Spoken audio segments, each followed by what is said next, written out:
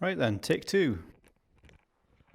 My name's Rich, and I'd like to talk about Dungeons and Dragons from way back in the 1970s up until the present day. It all started with Gary Gygax and a group of guys that were playing war games, moving little miniatures around the tables like a modern day Warhammer. And eventually they decided to focus on single characters instead of big armies, and that was called Chainmail, I think. Then from there, they wrote up what would become the first edition of Dungeons and Dragons. And throughout the 1970s, it was quite popular, rather niche, but still, a lot of people enjoyed it. And then in the 1980s, there was a moral panic in America. A lot of people were associating Dungeons and Dragons with cults and Satanism and all that spooky stuff. But I think it was mainly media hype, trying to get a good story out of it, trying to fill the pages and cause a bit of outrage, sell some more newspapers, and get some voters on their side. It started to become very political. It's quite similar to what was shown in the 1990s with video games like Mortal Kombat and gangster rap. History has proven that it's lasted the test of time. In 1989, the second edition of Dungeons and Dragons came out, and there was a lot of spin-off and tie-ins. For example, you had the animated show supposed to be for children, but it was actually quite graphic by all accounts. And there was video games. The most popular one was Baldur's Gate in 1998. And with the second edition, there was a lot more additional content, but the second edition is notorious for being very number crunchy and very hard to get into compared to the later editions. The company that had the license was bought over by Wizards of the Coast in about 1997, and it was between the second edition and the third edition coming out. So, of course, Wizards of the Coast, famous for the Pokemon trading card game and Magic the Gathering, another card game. There was some big changes to the system, especially scrapping the THACO system, as it's more affectionately known. And 3.5 was a great way to iron out the kinks and make the third edition rule set more smooth and add additional content. And with it came more video games. You had the Baldur's Gate Dark Alliance series on the PS2, you had Neverwinter Nights, all based on the third edition system. And the success was okay, it wasn't fantastic compared to today's standards. In 2008, the fourth edition of D&D was released, and it was a mixed affair. Some people liked it because it was more video gamey in its mechanics, but a lot of people preferred the 3.5 version of it.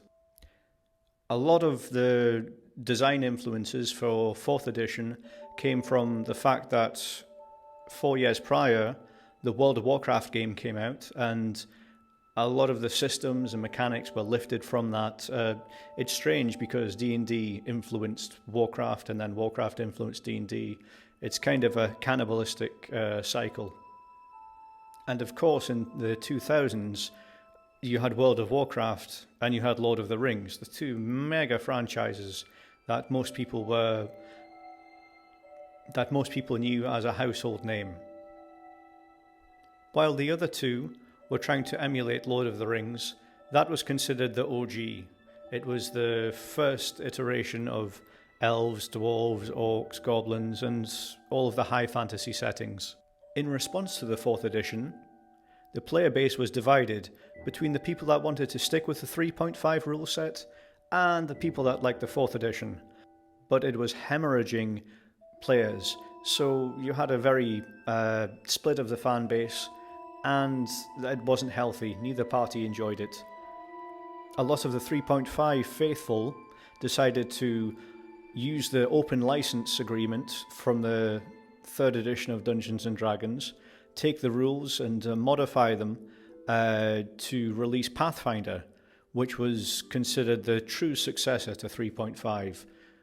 It was made by a different company, and a lot of the players at the time converted over to Pathfinder.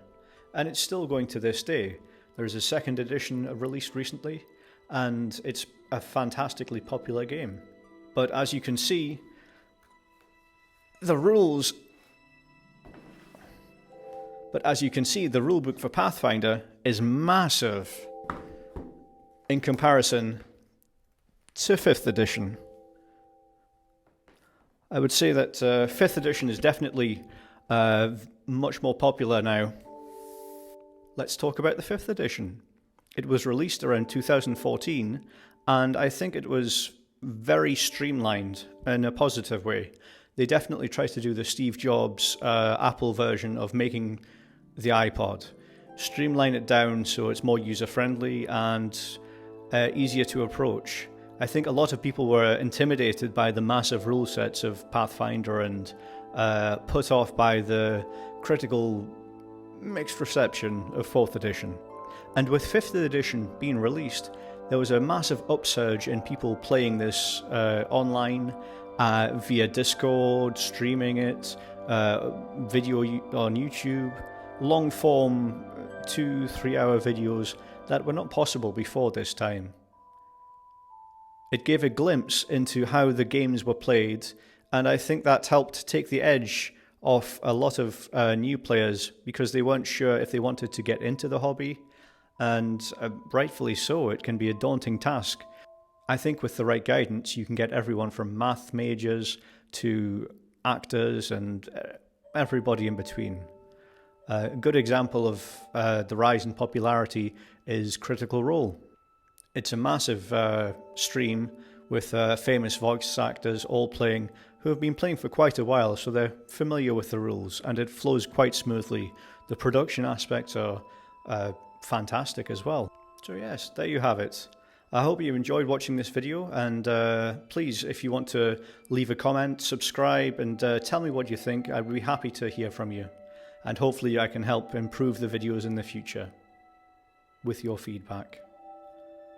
Okay, have a nice day. Bye.